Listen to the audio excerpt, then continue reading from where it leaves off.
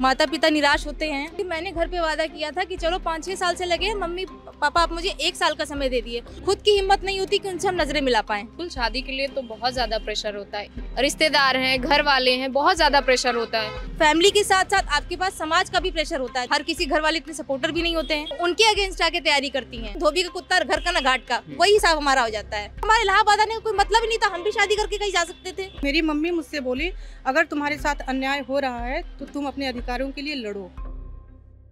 नमस्ते, मेरा नाम प्रशांत है। हम प्रयागराज के भारद्वाज पार्क में खड़े हैं अभी इस वक्त। यहाँ पे कल से ARO परीक्षा को लेकर प्रदर्शन चल रहा है। मेरे पीछे आप कुछ लड़कियों को देख पा रहे होंगे, कुछ बहनों को देख पा रहे होंगे जो कल से डटी हुई हैं ARO परीक्षा के लिए कि सरकार हमारी मांगे सुने। हाँ, पेपर लीक होने के दावे किए जा रहे हैं और इनका ये कहना है कि सरकार परीक्षा को रद्द करे और दोबारा कराए। मैं इनसे बातचीत स्टार्ट करूं उससे पहले मैं आपको एक रेफरेंस देना चाहूँगा। हाल ही में एक मूवी आई थी भक्षक नाम की। हमारे जो मुखिया हैं लल्लन टॉप के सौरभ जी, उनकी एक प्रिय मित्र हैं भूमि पेडनेकर, वो मेन लीड थी इस मूवी में। तो अगर आप में से किसी ने वो मूवी देखी है तो आप ये समझ सकते होंगे कि महिलाओं के जो मुद्दे होते हैं, महिलाओं का जो एक स्ट्रगल होता है, वो कुछ अलग तरह का होता है। तो अब यहाँ पे भी कल से छात्र डटे हुए हैं, हाँ, जो अपनी मांग कर रहे हैं। तो इन महिलाओं से पूछेंगे कि एक परीक्षा होती है, पेपर होता है, ये सालों तैयारी करती हैं, उसके बाद खबर आती है कि पेपर लीक हो गया, तो उसका असर इनकी तैयारी पे, इनके करियर पे कैसे पड़ेगा। तो आपका नाम क्या है? जी, मेरा नाम खुशबू त्रिपाठी है। खुशबू जी, आप कहाँ से आई हैं? मेरा जन्मभूमि काशी में है और कर्मभूमि प्रयागराज में। अच्छा, कब से तैयारी कर रही हैं आप? जी, मैं 6-7 साल से तैयारी कर रही हूँ। हाँ। और मेरी पढ़ाई यहीं से हुई है, प्रयागराज से। अच्छा, तैयारी सिर्फ ARO की या और भी एग्जाम्स की? नहीं, लोक सेवा आयोग से जो PCS की निकलती है वैकेंसी, उसके लिए, और बाकी ARO भी देते हैं। और हम लोग पहले लोअर भी देते थे, अब लोअर हम लोग के हाथ में रहा नहीं। UP 80 के माध्यम से होता है, तो बाकी हम लोग का PCS और ARO है। अच्छा, 11 तारीख को पेपर था, उससे पहले तैयारी करी होगी। कितने साल तैयारी करी? की तैयारी हम लोग 6-7 साल से कंटिन्यू कर रहे हैं। ठीक है, तो 11 तारीख के लिए तैयारी कैसी थी पेपर की? हम लोग पूरी तरह से पूरी कोशिश किए थे कि इस बार हम लोग का फाइनल आ जाए। हाँ। लेकिन इतनी मेहनत के बाद जैसे हम लोग आए, पता चला पेपर लीक हो गया है। फिर हम लोग के सारे ग्रुप में सब लोग कमीशन पहुँचे, वहाँ पे हार्ड कॉपी पाया गया। देखा गया कि सोशल मीडिया के माध्यम से बहुत ज़्यादा पेपर वायरल हुआ है। तो फिर ऐसे ही लोगों का साथ चाहता रहा। हम लोग आंदोलन कर रहे हैं कि हम पेपर निरस्त हो जाए, री एग्जाम कराया जाए। अच्छा, जैसे जब खबरें आई सोशल मीडिया पे कि पेपर आउट हो गया है, और उसके बाद 17-18 को जब UP पुलिस का भी हुआ, तो उसमें भी ऐसा ही कुछ हुआ। तो फिलहाल वो परीक्षा तो रद्द हो गई है। तो ARO वालों जो छात्र हैं, हाँ, उनकी सरकार से क्या मांग है? हमारी मांग है कि अगर जो धांधली हुई है, बहुत बड़े स्तर पे हुई है, व्हाट्सएप, टेलीग्राम, बाकी जो भी ग्रुप में हुआ है, और ये निरस्त हो जाए, बाकी री एग्जाम कराया जाए। सरकार से मांग है कि जो अन्याय हो रहा है लोगों के साथ, और वैसे भी जो युवा बहुत ज़्यादा बेरोजगार है आज के समय में, और इसके ऊपर अगर इतनी बड़ी धांधली हो रही है तो उनके साथ अन्याय हो रहा है, तो उनके साथ न्याय हो और बाकी री एग्जाम कराया जाए। बाकी कुछ नहीं हम लोग को चाहिए। अच्छा, आपका नाम क्या है? नेहा शर्मा। आपने भी नेहा जी पेपर दिया था? Yes sir. तो अब क्या, अब तुम अभी पेपर लीक खबरें आ रही हैं और सरकार ने कमेटी बनाई है, जांच होगी, तो कब तक, मतलब परीक्षा के चक्कर में या और कोई एग्जाम की तैयारी है, क्या है? यस सर, PCS के भी 17 मार्च को PCS है, उसमें कंसल्टेशन नहीं बन पा रहा है। हाँ। इधर हम लोग आंदोलन पर डे कर ही रहे हैं, कुछ हो नहीं रहा है। आयोग से कोई मतलब आयोग कुछ कर भी नहीं रहा है, कोई जवाब भी नहीं दे रहा है। हम लोगों का बस एक ही मांग है कि री एग्जाम जल्द से जल्द करा दे, या तो लिखित दे दे कि कब तक कराएं। अच्छा, यस। अच्छा, ये बताइए कि चलिए आयोग ने माना कि मतलब जो भी है, माना या ना माना अभी, हाँ, कमेटी बना दी गई। हाँ, मैं कल जब वहाँ छात्रों से आयोग के बाहर बात कर रहा था, तो जो आप लोग, आपके जैसे ही कई छात्र ऐसे थे जो कह रहे थे कि 17 को उनका PCS एग्ज़ाम है। तो उनका ये कहना था कि इस एग्ज़ाम की वजह से हम प्रोटेस्ट कर रहे हैं, हाँ, हमारी तैयारी इफेक्ट हो रही है उसकी वजह से। तो उस एग्ज़ाम के लिए फिर कैसे तैयारी कर रहे हो आप लोग? तो नहीं कर पा रहे ना, उसमें कंसल्टेशन ही नहीं हो पा रहा है। दिन भर आंदोलन करो, रात को ही जाना है अंदर, जो पैसा दे के ही जाना है, तो वैसे भी तैयारी करने का क्या मतलब है? आप उन्हीं लोग को ले जाइए जो पैसा दे के जाना चाह रहे हैं, वैसे भी हम लोग दिन रात मेहनत करके भी क्या करेंगे, मेहनत करेंगे, पता चला पैसा देने वाले जा रहे हैं, सीट भी बहुत कम है, तो सबको रोक दीजिए, पैसा देने वालों को अंदर कर दीजिए, वही सेलेक्ट हो जाएं। हम लोग क्या करेंगे तैयारी करके, इतने सालों से कर रहे थे, हम लोग पूरी उम्मीद लगाए रहते हैं कि चलो ठीक है हम लोग दिन रात मेहनत करेंगे, कोई दिक्कत नहीं है, लेकिन अगर उसका फल ना मिले, तैयारी करने का कोई मतलब नहीं है। तो फिर हम लोग तैयारी छोड़ दिए हैं, पीसीएस की भी तैयारी छोड़ दिए हैं। और रही बात तो लोकसभा आयोग को पीसीएस का भी डेट कैंसिल करना चाहिए, क्योंकि तैयारी कोई कर नहीं पा रहा है। और ऐसे भी जो धांधली इतने 58 केंद्रों पे इतना हुआ है, लड़के फिर उसमें शामिल होंगे, तो वहाँ फिर से होगी, क्योंकि सिस्टम में कोई सुधार अभी हुआ नहीं है, तो धांधली फिर से होगी, तो उसको भी निरस्त कर देना चाहिए। बाकी री एग्ज़ाम का डेट तो घोषित करना ही चाहिए। हम लोग आंदोलन करेंगे, जब तक नहीं होगा हम लोग करेंगे आंदोलन। लेकिन अब चलिए ठीक है, वो निरस्त हो जाएगी, फिर से 5-6 महीने के लिए लटक जाएगी। हाँ, आपको तैयारी फिर से नए सिरे से। 6 महीने की बात नहीं है, इससे पहले भी 2016 में हुआ था, तो 3-3 साल लग गए हैं। अच्छा। री एग्ज़ाम कराने में 3-3 साल लग गए हैं, तो हम लोग यही चाहते हैं, क्योंकि हम लोग को उनके ऊपर भरोसा नहीं है। अच्छा। कितने लोग निकल जाएंगे, कहाँ कहाँ चले जाएंगे, हम लोग इतने साल अब वेट नहीं करेंगे। पहले हम लोग मौका दिए, लेकिन ये समय से काम नहीं किए, इसीलिए सब लोग उतरे हैं लोक सेवा आयोग के गेट के पास कि अब हम लोग के पास समय नहीं है, एज भी निकल रही है, आपको जो करना है त्वरित करिए, जैसे भी करना है त्वरित कार्रवाई करिए। ठीक है, अगर आपकी जो कमेटी की जांच आई है, आयोग की कमेटी की जांच आई है, उसमें कहा गया है कि पेपर लीक हुआ है, 1 घंटे पहले हुआ है, तो पता चल गया कि 1 घंटे पहले हुआ, सोशल मीडिया के माध्यम से, या जो लोग साक्ष्य दिए हैं, जो लोग प्रत्यक्ष नहीं गया है कोई, क्योंकि सबको खतरा रहता है कि मेरा पूरा करियर ख़त्म ना हो जाए, तो जो भी आपको साक्ष्य मिला है उसके माध्यम से आप मान रहे हैं कि 1 घंटा पहले हुआ है, पेपर लीक हुआ है, तो आप उसको निरस्त कर दीजिए। हुआ है ना 1 घंटा पहले, आप उसको निरस्त कर दीजिए। बाकी जो भी जांच एजेंसियां काम कर रही हैं, 58 केंद्रों पे जो काम चल रहा है वो होता रहे, बाकी कार्रवाई होती रहे, लेकिन हम लोग के साथ अन्याय नहीं करिए ना। हम लोग के साथ जब तक नहीं जाएंगे, धांधली वाले तो भाई जो चोरी करेगा वो तो छुपने की कोशिश भी करेगा, इतने आसानी से तो पकड़ा नहीं जाएगा। और ये बहुत बड़े स्तर पे अगर हुआ है तो 1 दिन 2 दिन का काम तो है नहीं, तो सालों लग जाएंगे खोजने में, सालों लग जाएंगे। तो हम लोग ऐसे तो बैठे नहीं रहेंगे ना। री एग्ज़ाम करा लीजिए आप, ठीक है, डेट नहीं दे पा रहे हैं, आपको अभी नहीं कुछ करना है, तो री एग्ज़ाम कम से कम कर दीजिए कि डेट आप जब भी क्लियर करेंगे हम लोग अपनी तैयारी में लगेंगे। और पीसीएस में भी हम लोग ध्यानपूर्वक बैठ के पढ़ सकते हैं कि चलो ठीक है हम लोग के साथ न्याय हो रहा है।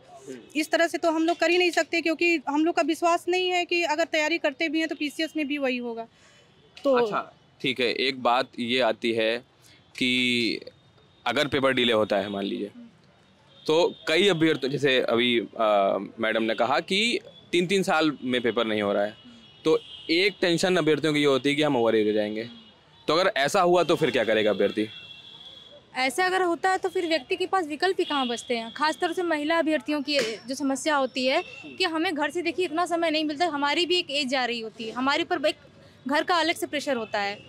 2016 की जो भर्ती इन्होंने 4 साल में पूरी की, अब इस भर्ती को ये 4 साल में अगर लटकाएंगे तो बताइए कि हमारे पास इतना समय है कि 4 साल बाद हम इस भर्ती में अपना योगदान दे पाएंगे या बैठ पाएंगे? तो हमारी बस देखिए सीधी सी डिमांड है, किसी भी परीक्षा में पारदर्शिता बेहद आवश्यक होती है। सबको पता है पेपर वायरल हुआ था, 1 घंटा पहले वायरल हुआ चाहे 24 घंटा पहले, ये चीज़ मैंने कल भी बोली थी कि 1 घंटा पहले वायरल हो चाहे 24 घंटा, लेकिन पारदर्शिता तो प्रभावित होती है। आप निरस्त करिए, ये बताइए कि हर एग्ज़ाम होगा तो हम लोग कॉन्सेंट्रेट करके पढ़ाई कर पाएँ। फिर से हमारा पीसीएस से भी कॉन्सेंट्रेशन हट रहा है, इस एग्ज़ाम से भी हमारी उम्मीद जा रही, तो बताइए आगे हम क्या करें? हमारी आयोग से छोटी सी मांग है, आप पेपर निरस्त करिए। पारदर्शिता प्रभावित हुई है, री एग्ज़ाम की तिथि घोषित करिए, थोड़ा लेट करिए, उसके लिए हम लोग पूरी तरह से लग के पढ़ना है, क्योंकि हमें फेयर कंपटीशन चाहिए।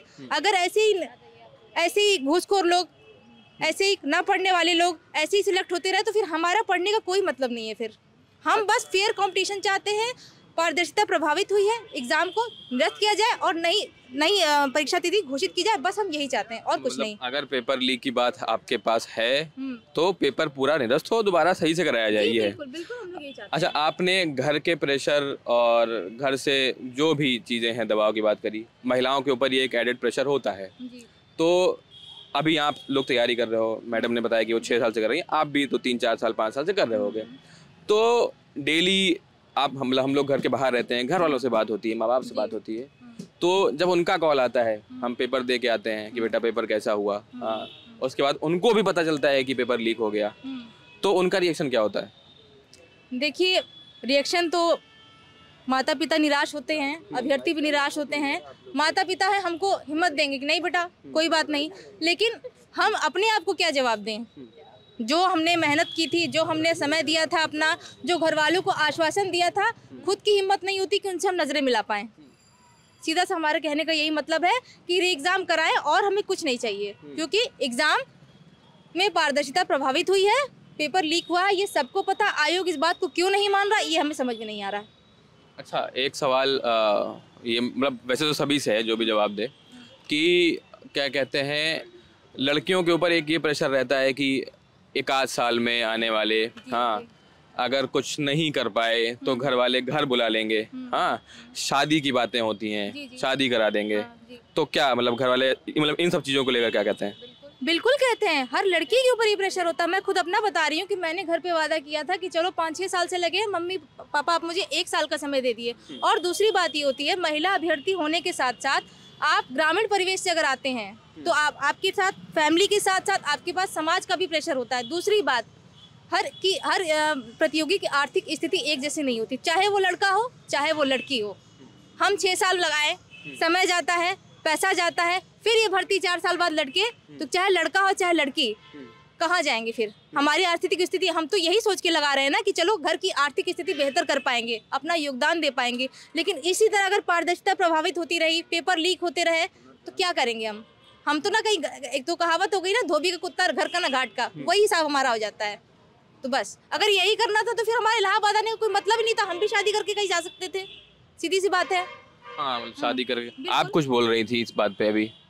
बिल्कुल, शादी के लिए तो बहुत ज़्यादा प्रेशर होता है, 1-2 साल का टाइम दिया जाता है, रिश्तेदार हैं, घर वाले हैं, बहुत ज़्यादा प्रेशर होता है। मैं कानपुर से आई हूँ, मैं पूरे गांव से अकेली आई हूँ, मेरे ऊपर इतना ज़्यादा ताना है, फिर भी मेरे घर वाले यहाँ तक मुझे छोड़े हैं। लेकिन हमेशा एग्जाम नहीं हो रहा, लोग मेंस इंटरव्यू दे रहे हैं उससे भी छट रहे हैं, वहाँ भी धांधली हो रही। तो इसको बंद करें, आरओ का री एग्जाम करवाएं, डेट अभी दे दे, हमें मई में एग्जाम करवाना है, जुलाई में, बस री एग्जाम दे और कुछ नहीं। बस 2 ही डिमांड है हमारी, री एग्जाम, नई डेट, और उसके साथ साथ ऐसी व्यवस्था भी बनानी चाहिए कि आने वाले भविष्य में अगर ये री एग्जाम होता है, चाहे आयोग की तरफ से कोई परीक्षा होती है, तो उसमें पारदर्शिता प्रभावित नहीं होनी चाहिए, उसमें नकल माफिया सक्रिय नहीं होना चाहिए, उन लोगों को पकड़ना चाहिए कौन है जो काम करते हैं। लेकिन उसमें आपको जितना समय लगना लगाइए, लेकिन आप री एग्जाम कराइए और उसको निरस्त करिए, हमारी बस यही मांग है।